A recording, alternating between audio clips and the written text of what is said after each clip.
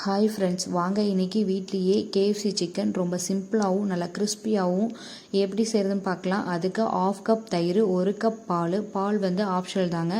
அதுக்கப்புறமா ஒரு எக்கு சேர்த்திக்கலாம். எக்கு சேர்த்துனதுக்கப்புறமா 1 ஸ்பூன் வந்து இஞ்சி பூண்டு விழுது, காரத்துக்கு 2 ஸ்பூன் சில்லி பவுடர், அதுக்கப்புறமா 1/2 டீஸ்பூன் பெப்பர் பவுடர் சேர்த்ததுக்கப்புறமா 2 ஸ்பூன் வந்து சால்ட்டு சேர்த்ததுக்கப்புறம் நம்ம அரை லெமன் வந்து பிழிஞ்சு விட்டுக்கலாம்.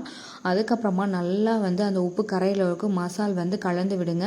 கலந்து விட்டதுக்கப்புறமா நான் இன்றைக்கி 5 லெக் பீஸ் எடுத்திருக்கேன். அந்த 5 லெக் பீஸையும் அந்த மசாலில் சேர்த்திட்டு மேலே லைட்டாக கீரல் போட்டுக்குங்க. அப்போ தான் வந்து மசால் வந்து உள்ளே இறங்கும்.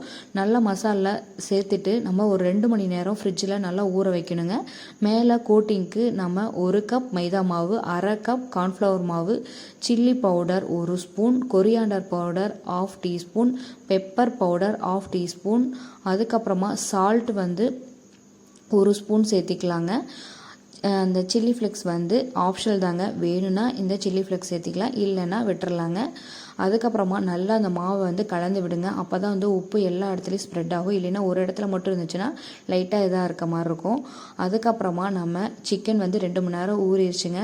அதுக்கப்புறமா லைட்டாக அந்த மாவில் பெரட்டிட்டு நம்ம நல்லா ஒரு பவுலில் நல்லா ஐஸ் வாட்டர் எடுத்துக்கலாம். அதுக்கப்புறமா அதை நினச்சிட்டு மறுபடியும் அந்த மாவில் லைட்டாக பெரட்டி எடுத்துக்கலாம். அதுக்கப்புறமா லைட்டாக வந்து எண்ணெய் ரொம்ப சூடாக இருக்கக்கூடாது, மிதமான சூடில் இருக்கணும். அதுக்கப்புறம் ஒவ்வொரு பீஸாக நம்ம எண்ணெயில் சேர்த்திக்கலாங்க. சேர்த்திட்டு நம்ம 2 பக்கமும் பீஸை வந்து திருப்பி போடணும். அப்போ தான் நல்லா வேகும். வெந்ததுக்கப்புறம் உங்கள் குழந்தைங்களுக்கும் நீங்களும் சாப்பிட்டு பார்த்துட்டு எப்படி இருக்குன்னு சொல்லுங்கள். உங்களுக்கு இந்த சேனல் பிடிச்சிருந்தா லைக் பண்ணுங்கள் அண்ட் சப்ஸ்கிரைப் பண்ணுங்கள்.